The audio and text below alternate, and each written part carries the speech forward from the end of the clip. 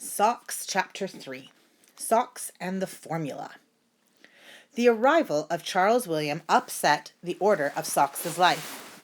Meals were no longer served on time, laps were always occupied, lights were turned on in the middle of the night, the washing machine swished and the dryer hummed at odd hours. The house was filled with lint from new diapers, which tickled his nose. The Bricker's friends who once had admired Socks now came to admire the baby. Tiffy, the little girl next door who loved babies and who also liked to pick up cats, usually around the middle, came to watch Charles William's bath almost every morning. Socks spent a lot of time sneezing among the fluffs of dust under the bed in the front bedroom where Tiffy could not get at him. The one comfort in Socks's life was leftover formula. Sometimes a few drops, and sometimes an ounce or two, which was poured into his bowl after the baby was fed. Socks began to wait for the sound of Charles William smacking at his bottle. That baby! His cries grew louder and his smacks greedier. His neck became strong enough to support his head. His eyes stopped crossing. He made the exciting discovery that his hands belonged to him, and he waved them happily. He kicked his feet and said, "Gug, gug, gug, gug, gug." "He's a big boy. Yes, he is," cried Mrs. Bricker in the voice that used to belong to her cat. Socks, on the other hand, grew lazy. Instead of chasing his ping-pong ball across the living room, down the hall, and into the bedroom, where Mr. Bricker would have to reach for it, he now patted it with a curved paw and let it roll off by itself. When the mailman brought Charles William another present, Socks examined the wrapping paper, but he no longer bothered to hide under it or play with the ribbon. One Sunday afternoon, Socks, comfortably full of warm formula, was dozing in the patch of sunshine on the living room carpet when another set of visitors arrived to see the baby. They were Charles William's Uncle Walter and Aunt Casey, and 8-year-old cousin Mike, who was carrying a package wrapped in paper printed with blue rabbits. Socks remembered these people. Aunt Casey's lap was narrow and hard. Uncle Walter enjoyed rumpling the cat's fur so that the cat had to lick and lick and lick to get himself in order. Mike teased. This afternoon, however, Socks felt too comfortable and too drowsy to flee. The first thing Uncle Walter did upon entering the house was to take off his hat, which he wore to cover his bald head, and shy it across the room so that it landed on Socks. "Hiya, Socks, old boy," said Uncle Walter. Then he added to Mr. Bricker, his brother-in-law, "I see you're still keeping that cat." Socks glared from under the brim of the hat, but he did not budge.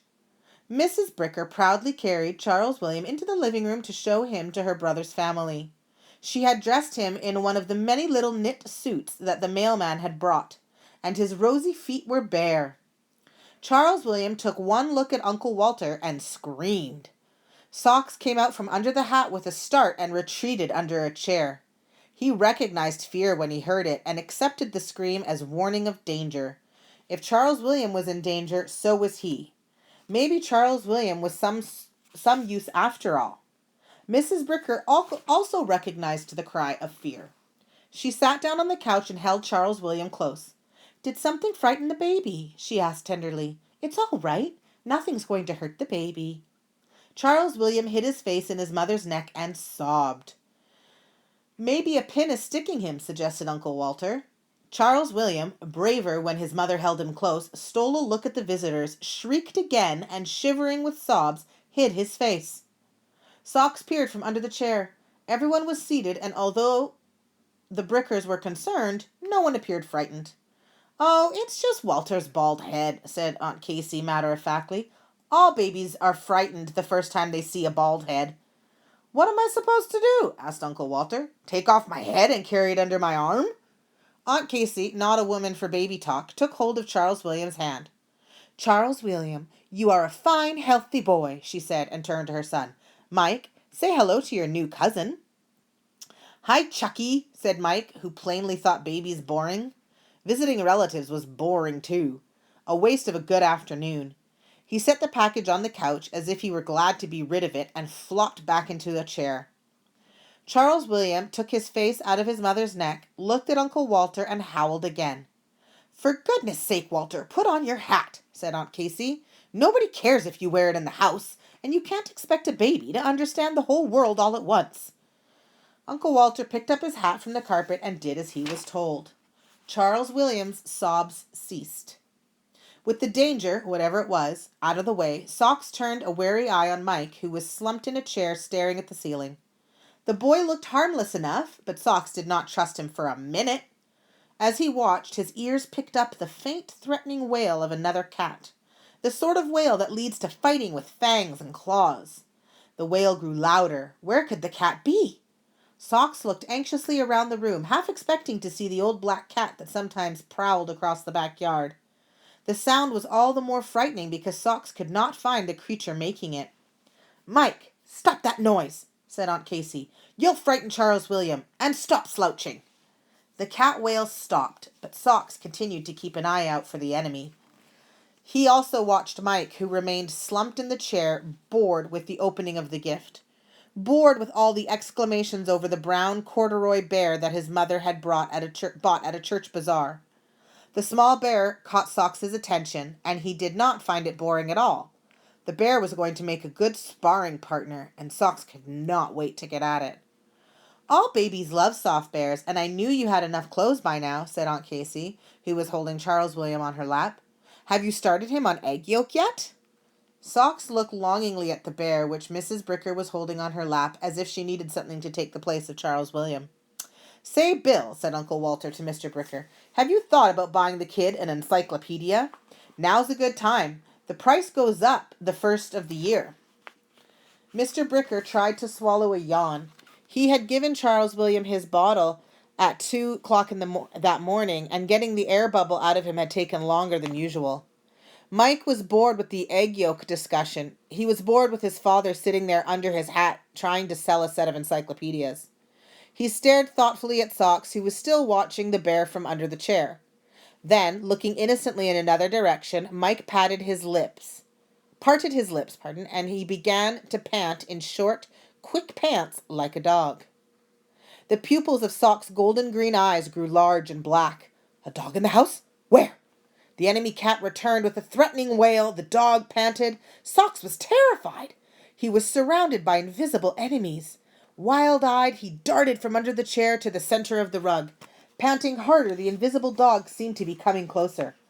"Say, hasn't that cat put on a lot of weight?" asked Uncle Walter, who had been forced to admit that Charles William would not be ready to read for a few years, and by then the encyclopedia might be out of date.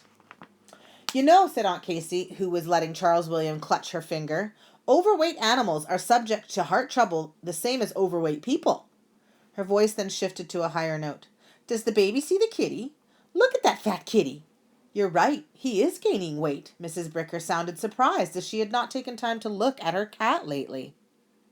Charles William, turning his head in the direction of the cat fight sound, looked worried. Socks decided to risk the run to the safety of the bedroom, but Uncle Walter reached out and caught him as he tried to go by. Socks struggled. Uncle Walter would not let him go. "Mike, I told you to stop that," said Aunt Casey, and continued with her discussion of Socks's weight problem. "That cat should be put on a diet before it's too late. Our poor old lassie is much healthier now that we have her on a salt-free, low-cholesterol diet." "The dog gets chicken breasts, we get hamburgers," said Uncle Walter, amusing himself by rumpling the cat's fur. "I buy chicken breast on sale and freeze them." Aunt Casey had the answer for everything. Socks endured the rumpling the best he could, but the minute the big hands released him, he crouched close to the floor and glared in pure hatred at Uncle Walter. Then, looking anxiously from right to left and back again, he fled from the living room to his hideaway under the bed. There he remained among the dust fluffs, sneezing occasionally and trying to put his fur in order in a space so low that he could not sit up. Everything was wrong. He hated Uncle Walter and distrusted Mike. Aunt Casey did not admire him, and worn out by the events of the afternoon and with his fur in disarray, Socks fell asleep. Things were sure to be better at supper time. Even though Socks slept, his radar ears told him what was going on. The visitors departed. Charles William took his bottle. When the ears relayed the second burp to Socks's brain, he came out from under the bed and, trailing dust from his whiskers, ran down the hall to the kitchen in time to meet Mr. Bricker with the formula bottle. "Sorry, Socks," said Mr. Bricker, unscrewing the cap. "Casey is right. You're too fat." Socks looked up and meowed to tell his master how hungry he was and how much in need of comfort after the terrible afternoon. "Beat it!" Mr. Bricker's words were rude, but his voice was kindly. "We can't have any fat cats around this house. We keep fit around here." Mrs. Bricker entered the kitchen to prepare supper. "I'm going to watch my diet too," she said, as her husband dumped Socks's share of the warm milk down the drain. "And I'm going to start exercising. I still can't zip all my slacks." She raised her arms and bent to touch her toes. Sock was outraged. What was the matter with these people? He was supposed to have formula now. He always had formula after Charles William. These people could not treat him this way. He placed his front paws on Mr. Bricker's legs and meowed to let his feelings be known. Sorry. Mr. Bricker had made up his mind to start Socks on a program of physical fitness. 1, 2, 1, 2. Mrs. Bricker continued to touch her toes. Socks unsheathed his claws the least bit and let them prick Mr. Bricker's legs. "Ouch! Cut that out!" Mr. Bricker unhooked the claws and walked out of the kitchen, leaving Socks to sulk beside the refrigerator while Mrs. Bricker, out of breath from her exercise, prepared the evening meal. "All right, Socks," she finally said, after she had tripped over him twice and stepped on his tail. "I'll feed you now and get you out of the way." She laid 4 pieces of kidney instead of 8 on the dish in the laundry room. Socks gulped them down and looked up as if to say, "Where's the rest of my meal?" 4 pieces of meat would not get him out of the way when he was used to 8. "Silly cat," said Mrs. Bricker with affection. "You and I are going to lose weight." Socks sat down beside the refrigerator and gave him his whiskers a quick swipe with his paw while he thought the problem over. When Charles Williams fussed in the back bedroom and Mrs. Bricker hurried off to attend to him, Socks saw his chance. He sprang to the counter where he was disappointed to discover that the Brickers were having wieners for supper. Too hungry to be choosy, he sank his teeth into a link and thumped to the floor. "Socks!" shouted Mrs. Bricker, who heard the thump and knew its meaning. Socks ran into a guilty crouch through the laundry and down the hall to his refuge under the bed. Mr. Bricker was after him with the broom. "We can't let you get away with that," he said on his hands and knees as he lifted the Indian bedspread and poked at his cat. "Come on out of there." Socks carried his prey to the farthest corner against the wall and, growling, faced Mr. Bricker. This was his wiener, and he was willing to fight for it. Mr. Bricker pushed the broom at him, but Socks did not budge. He growled more fiercely, and his fur rose along his spine. Let his owner yell and poke. He was hungry, and he was going to have that wiener. The broom jabbed him. Socks dropped his wiener in the dust, and with every hair standing on end, hissed. Mr. Bricker laughed. Okay. You win this time, but next time, look out." He rose to his knees and left Socks to his prey. Socks settled down to gnaw the wiener as fiercely as if he had stalked and killed it himself. If his owners did not care enough about him to feed him properly, he would live by his wits.